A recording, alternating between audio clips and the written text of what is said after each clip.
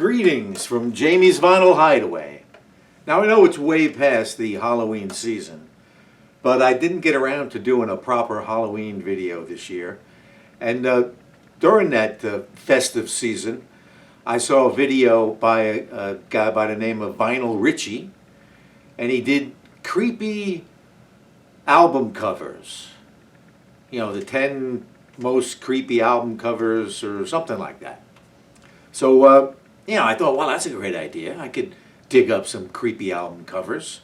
I've done brought out some of my monsters and albums and whatnot and different things before, but I thought I could dig up a few more. So I'm going to call this 13 Creepy Album Covers. So, no further ado, the first, they're in no particular order, by the way, but here they are. I kind of grouped them together. And the first one, creepy album cover, Nursery Crime by Genesis. It's like their, their third album in 1972. Really good album, one of my favorites.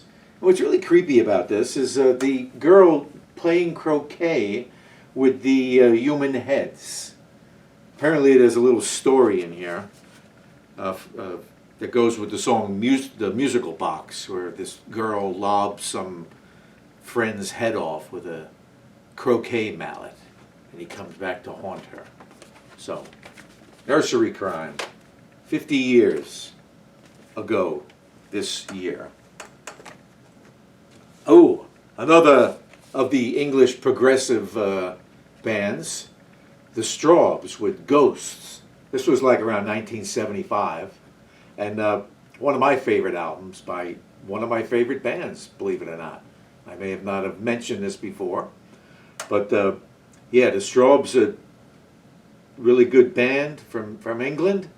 And headed up by David Cousins. And this is creepy because there's some sort of ghost behind this woman. It appears to be like a 19th century photograph, and it's happened a lot back then. These ghosts would pop up in the back of the photographs. I have no history behind this photograph other than it's clearly a fake, but here's the real picture on the bottom. But Ghost, highly recommended. Creepy album cover, I might be digging a little bit. Here's another one I'm kind of digging. Does a couple skulls make it creepy? Steppenwolf 7.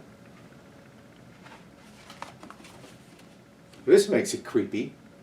All the guys in the band are dressed up in medieval garb and various forms of weaponry and about to engage in battle. So, anyway, Steppenwolf 7, one of their more creepy album covers. Here's creepy. Sabbath, Bloody Sabbath. It's like the 5th album by Black Sabbath, around 1973. And, I bought this album when it first came out. This is a reissue, by the way. I should be pulling out the vinyl. Really? Okay, I'll pull out the vinyl next. But this is a reissue that they put out on 180 gram vinyl. It's kind of like an image of someone on their deathbed, but it gives you the impression that they're not going to a very good place. Kind of looks like they're going to hell. But on the back, it kind of cheers up a little bit, and it's a much more serene, what appears to be a deathbed of a righteous man who's going to the good place. So, Sabbath, Bloody Sabbath. They're full of creepy album covers. Oh, I spoke about the Cramps during one of my punk video. Bad music for bad people. The Cramps. I think that's a fairly creepy image of something. Oh, look at the back. Wow, that's kind of creepy. Yeah, look at that. See? The Cramps from New York. What were they? They were on IRS records. Oh yeah.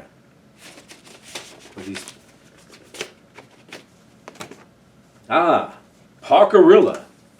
Graham Parker put out a double album called The Parkerilla. I guess it was like him, I always thought it was like a werewolf, you know? But perhaps he's turning into a gorilla of some sort, the Parkerilla. So, double album, had to be careful opening it up. Creepy? Yeah, I know, it's a werewolf looking dude. That's cool, no? What was this, Mercury? Oh yeah, Mercury Records. Oh, here's one. From Lithuania, Hardcore Friends. This is like from the 21st century. Most of my records are from the previous century. This is on Lamo Records. Hardcore Friends. Remember the Blood Brother? Well, if you're old enough and stupid enough to remember, you would cut your hand and shake your friend's hand who cut his hand, and it didn't quite bleed, that excessively. But yeah, that was the ritual of becoming a blood brother. Lamo Records.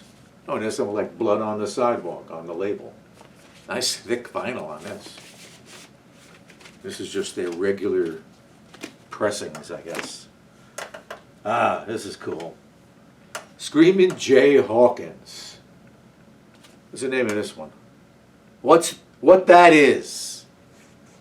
Wasn't quite the hit that I Put a Spell on You was, but in 1969, Philips Records gave a nice little Philips label. Put out a Screamin' Jay Hawkins album. It's got what has it got? Oh, The Feast of the Mau Mau. That's an enjoyable tune. And then there's Constipation Blues. Yeah, that's what Constipation Blues. That's right. I actually played that on the radio back in the old days. Well, what's really creepy about this, not just Screamin' Jay Hawkins coming out of a coffin, but it's like he's in the local, funeral home. They got the American flag in the background. It looks like a nice new coffin. They probably walked in one day and said, okay, can I take a couple pictures in one of your caskets? There he is on the back. They got a close-up. Screamin' Jay Hawkins. What That Is. Oh, you might ask, how is this creepy? 10 years after. Shh. No, shh. The Shh album. What is that? It's like their fourth album or something like that? Great album. I don't know. I always thought there was that was like a shrunken head or something, like some double vision. It all looked wrinkly and the hair and. All it is Alvin Lee, with the colors kind of, just blue and red, and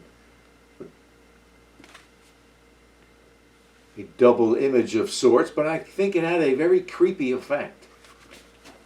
Oh, look at that. Kind of Alice Cooper's eyes, the following year, a couple of years later, on my beloved Alice Cooper Love It to Death album. Eyes.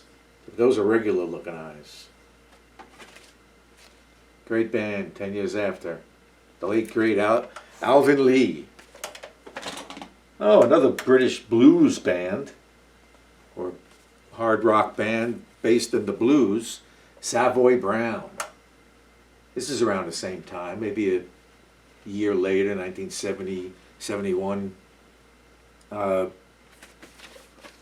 Looking In. Savoy Brown.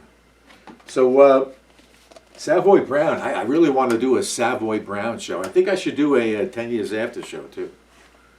They were on Parrot, by the way. Parrot Records. And but they had a lot of great albums, a lot of creepy album covers. I mean, this is kind of endearing, really, not really too creepy, you know. But yeah, they had some good creepy album covers: Blue Matter, Hellbound Train, a lot of good rock and roll. Highly recommended. Oh, by the way, after this album, Lonesome Dave Peverett became the singer in this album after Doug Yolden, or no, Chris Yolden left, the previous singer. And then they, these three guys left the group, left Kim Simmons by himself, and they went and formed Foghat right after this album. Went on to great acclaim with Foghat. Another British band. Here's one from 1970. Now in the States, this was just simply called Uriah Heep. I always thought there was just something really creepy about that. You know, but on the British cover, kind of had a picture you can't really see, but it had an actual shrunken head looking picture on the British release, which was called Very Heavy, Very Humble. I guess they were making fun of their own Cockney accents. Uriah Heep's first album. On Mercury. But that label. Very cool. Oh, yeah. Let's review. I'm not done yet, though. All right. Got Duram. Oh, as I said, Duram. 10 Years After was on that label for their first several albums. What else did I miss? Oh yeah, Dunhill. Steppenwolf was ABC Dunhill. Same label as Mamas and the Papas. You like that? Oh, and here's creepy. You might think, well, how's this creepy? Well, I find atomic bombs creepy. Yeah, something very creepy about the atomic bomb. And then you're in it, you know, the band all doubled up in the mushroom cloud. That's kind of creepy, really, you think about it. But hey, it's Jefferson Airplane. It's like their fourth album, right? Yeah, great album. Great album, but not as great as the previous album, but still a good album. Crown of Creation. It's got it's got lather on it. For some reason people like that one.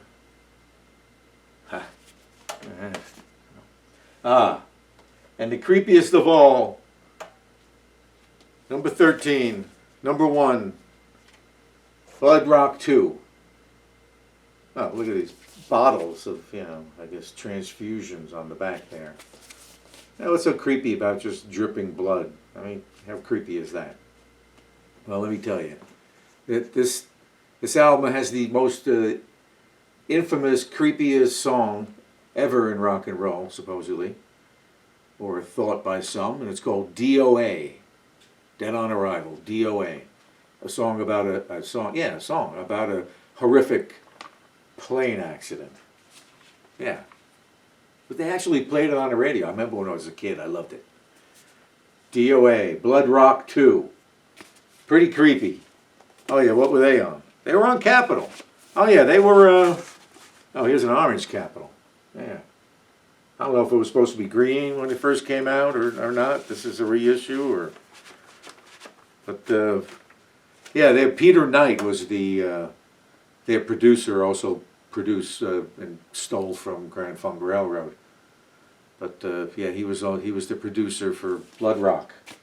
So okay, so from Texas, by the way, not as great as 10 Years After from England, but hey, so that's it. Some creepy album covers. What do you think? You got some creepy album covers? I'd love to see them. And yes, I should try to get some more creepy album covers. But that's all I got, except for the monsters and everything. You'll have to see the other videos for that. So hey, thanks for watching. Thanks for, just being there. Subscribe, make some comments, share this with your friends. Look back at it at Halloween. But I'm a little late. But hey, happy belated Halloween from Jamie's Vinyl Hideaway. Later, man. Move it.